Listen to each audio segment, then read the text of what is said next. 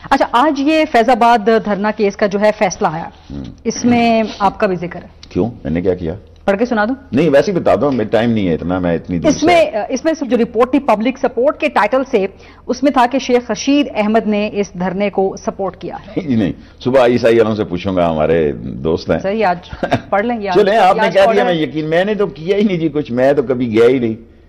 انہوں نے تو میرے بارے میں اتنی سخت تقریریں کی اور اتنی تقریریں کی، وہ تو لال حویلی کے ہی میرے خلاف الیکشن لڑے انہوں نے، میں تو نہیں گیا جی۔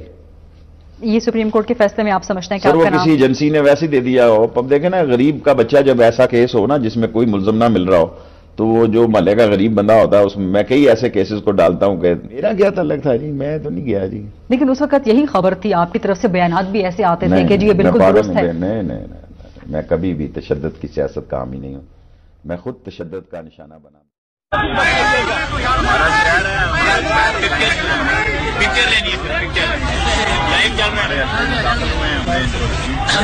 اور کریں گے اب انشاءاللہ، یہ اسلام آباد جا رہے ہیں اور اللہ کے نبی کے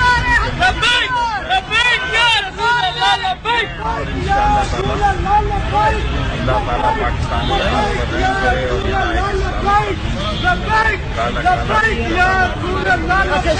اور کہنا ہے کہ رانا سنانا نے جو متنازع کا احتجاج ہونا چاہیے حکومت کو۔